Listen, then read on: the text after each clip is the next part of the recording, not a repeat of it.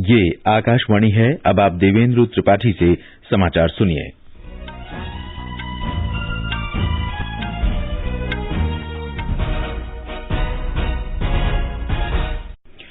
Corona संक्रमण को देखते हुए सभी श्रोताओं से अपील है कि लापरवाही न बरतें, सभी एहतियाती उपायों का पालन करें और पहला टीका लगवा चुके 45 वर्ष से अधिक उम्र के लोग सही समय पर दूसरा टीका लगवाएं।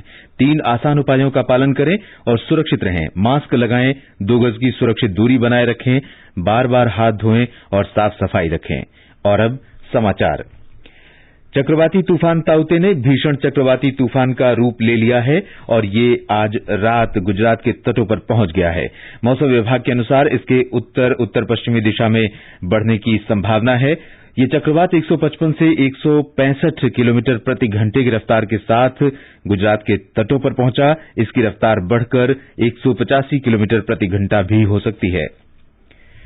प्रधानमंत्री नरेंद्र मोदी ने गुजरात के मुख्यमंत्री विजय रूपाणी से फोन पर बातचीत में स्थिति का जायजा लिया है।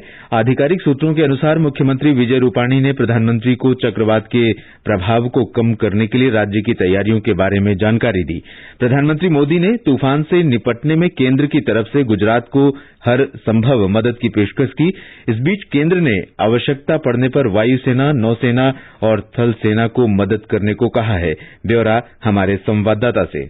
गुजरात के मुख्यमंत्री श्री विजय रूपाणी ने कहा है कि समुद्र में गए सभी मछुआरे समुद्र तट पर सुरक्षित वापस लौट चुके हैं। गुजरात के तट पर मंडरा रहे भीषण चक्रवाती तूफान ताउते के गंभीर खतरे को देखते हुए अब तक 1.5 लाख से अधिक लोगों को सुरक्षित स्थानों पर पहुंचाया जा चुका है। तटीय इलाकों के लोगों को समुद्री तूफान की चेतावनी खत्म होने तक अपने घरों में ही रहने के लिए कहा गया है। गांधीनगर में आज से राज्य स्तरीय नियंत्रण कक्ष शुरू किया गया है। चक्रवात के चलते बिजली आपूर्ति तुरंत बहाल करने के लिए बिजली बोर्ड की 600 से अधिक टीम तैयार रखी गई है। राज्य की 1400 कोविड अस्पतालों को डीजल जनरेटर सेट के साथ पावर बैकअप मुहैया कराया गया है। राज्य में 1000 मैट्रिक टन ऑक्सीजन की आवश्यकता के सामने अतिरिक्त 1700 मैट्रिक टन ऑक्सीजन की आपूर्ति आरक्षित रखी गई है। किसी भी आपात स्थिति में जरूरत पड़ने पर आईसीयू सुविधाओं वाली एम्बुलेंस के साथ स्वास्थ्य विभाग की टीमों को तैयार रखा गया है। पशुपालन विभाग भी विभिन्न जिला कलेक्टरों के साथ मिलकर मवेशियों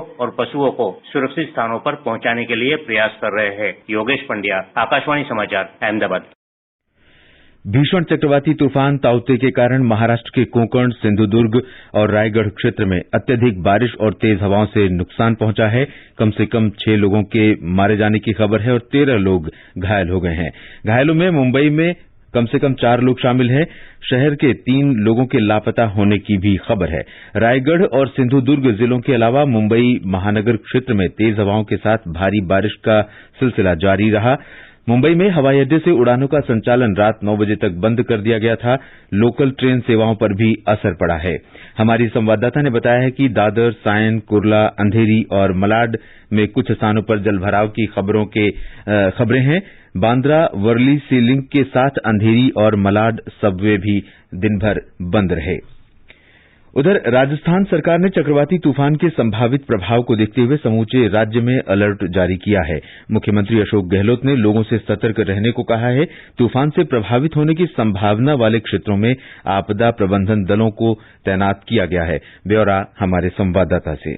चक्रवाती तूफान ताउते के कमजोर होकर कल रात राज्य के दक्षिणी पश्चिमी हिस्सों में प्रवेश करने की संभावना है। मौसम विभाग ने डूंगरपुर, सिरोही, उदयपुर, जालोर तथा पाली जिलों में 50 से 60 किलोमीटर प्रति घंटे की रफ्तार वाली तेज हवाओं के साथ भारी बारिश का रेड अलर्ट जारी किया है। इसके अलावा प्रदेश के ज्यादातर जिलों में अगले 3 दिनों तक चक्रवात का असर बना रहेगा। इस बीच प्रशासन ने पूरे राज्य में कोविड रोगियों के लिए ऑक्सीजन की निर्बाध आपूर्ति तथा सभी अस्पतालों में आपातकालीन स्थिति में बिजली की आपूर्ति करने की भी व्यापक योजना बनाई है। आज कई जिलों में संभावित स्थिति से निपटने के लिए मॉक ड्रिल भी किया गया। जितेंद्र द्विवेदी, आकाशवाणी समाचार, जयपुर। रक्षा मंत्री राजनाथ सिंह ने चक्रवात ताउते से उत्पन्न स्थिति से निपटने के लिए सशस्त्र बलों और नागरिक अधिकारियों द्वारा प्रदान की जा रही सहायता और तैयारियों की समीक्षा बैठक की। बैठक में प्रमुख रक्षा अध्यक्ष बिपिन रावत, रक्षा सचिव डॉक्टर अजय कुमार, तीनों सेनाओं के प्रमुख और अन्य वरिष्ठ अधिकारी उपस्थित रहे। रक्षा मंत्री को बताया गया कि भारतीय नौसेना के गोताखोरों के 11 दल तैयार रखे गए हैं ताकि प्रभावित राज्यों से अनुरोध प्राप्त होने की स्थिति में इनकी सेवाएं ली जा सकें। नौसेना 3 पोतों को प्रभावित क्षेत्रों में तत्काल सहायता और राहत सामग्री पहुंचाने के लिए तैयार रहने को कहा गया है। नौसेना के समुद्री टोही विमान लगातार मछुआरों को चक्रवात की चेतावनी दे रहे हैं। रक्षा मंत्री ने यह भी बताया कि कर्नाटक तट पर फंसे कोरोमंडल सपोर्टर 11 के चालक दल को बचाने के लिए नौसेना को लगाया गया है। गोवा में नौसेना के एयर स्टेशन से एक और हेलीकॉप्टर चालक दल के लापता सदस्यों की तलाश में सहायता कर रहा है। भारतीय वायुसेना ने एनडीआरएफ के कर्मियों और सामग्री को अहमदाबाद पहुंचाने के लिए भी विमान तैनात किया है। रेलवे ने भी किसी भी आकस्मिक स्थिति से निपटने के लिए दुर्घटना राहत ट्रेनों और चिकित्सा राहत वैन को हाई अलर्ट पर रखा है। रेल मंत्रालय ने कहा कि संवेदनशील क्षेत्रों में विशेष निगरानी रखी जा रही है। हवा की गति पर लगातार नजर रखने के साथ साथ ट्रेनों की रफ्तार भी नियंत्रित की जा रही है।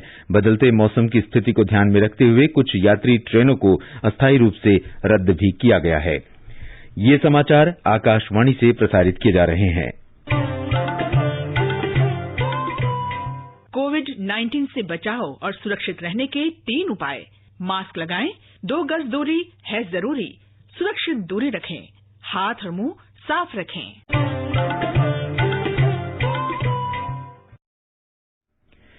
कोविड रोगियों के लिए 2-डीऑक्सी-डी ग्लूकोज दवा आज रक्षा मंत्री राजनाथ सिंह और स्वास्थ्य मंत्री डॉक्टर हर्षवर्धन ने जारी की। रक्षा अनुसंधान और विकास संगठन डीआरडीओ ने डॉक्टर रेड्डीज लैब के साथ मिलकर इस दवा को विकसित किया है। मंत्री ने कहा कि 2-डीजी दवा आत्मनिर्भरता की दिशा में मील का पत्थर है। श्री सिंह ने कहा कि इससे कोविड रोगियों को ऑक्सीजन सपोर्ट पर रखने की आवश्यकता 40% तक कम होगी। उन्होंने कहा कि आवश्यक चिकित्सीय उपकरणों, ऑक्सीजन, बिस्तरों और दवाओं की कोई कमी अब नहीं है। देश में ऑक्सीजन के उत्पादन में उल्लेखनीय वृद्धि हुई है। रक्षा मंत्री ने कहा कि महामारी के दौरान आवश्यक वस्तुओं की सहायता उपलब्ध कराने में सेना निरंतर प्रयास कर रही है। डॉक्टर हर्षवर्धन ने कोविड रोधी दवा को विकसित करने के लिए डीआरडीओ तथा डॉक्टर रेड्डीज लैब के वैज्ञानिकों के प्रयासों की सराहना की है। डॉक्टर हर्षवर्धन ने बताया कि कोरोना वायरस को बढ़ने से रोकने में ये दवा काफी हद तक प्रभावी है। उन्होंने कहा कि सरकार देश में स्वास्थ्य संबंधी बुनियादी ढांचे को लगातार सुदृढ़ कर रही है। देश में प्रेशर स्विंग एड्सॉर्प्शन संयंत्र लगाने के प्रयास किए जा रहे हैं और ये काम 2 से 3 महीनों में पूरा कर लिया जाएगा। इस बीच देश में कोरोना संक्रमण के मामलों में लगातार गिरावट आ रही है। 26 दिन के अंतराल के बाद देश में पिछले 24 घंटों में 3 लाख से कम नए मरीज सामने आए।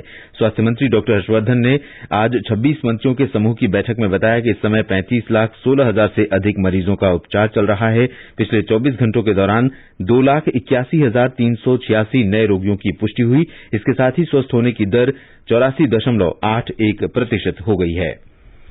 डॉक्टर हर्षवर्धन ने बताया कि देश में दिसंबर के अंत तक 2 अरब कोविड टीके उपलब्ध हो जाएंगे और 18 वर्ष से ऊपर की आयु वर्ग के लोगों के लिए पर्याप्त मात्रा में टीके उपलब्ध रहेंगे। सरकार ने कहा है कि रेमडेसिविर की उत्पादन क्षमता प्रतिमाह 38 लाख शीशी से बढ़ाकर 1 करोड़ 19 लाख शीशी कर दी गई है।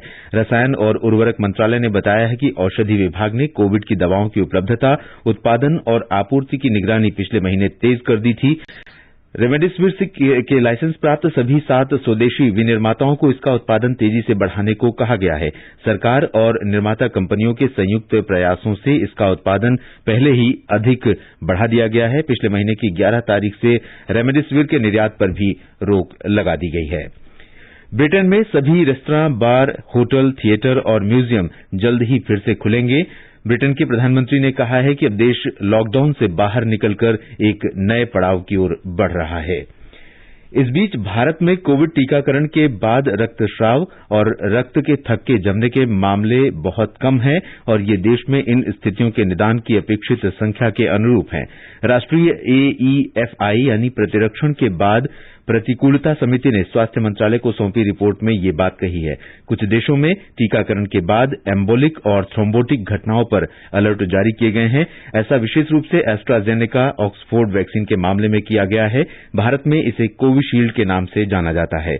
दुनिया भर में व्यक्त की जा रही चिंताओं के बाद भारत में इसके प्रतिकूल प्रभावों का तत्काल गहन विश्लेषण करने का निर्णय लिया गया है। इसके साथ ही ये समाचार बुलेटिन समाप्त हुआ।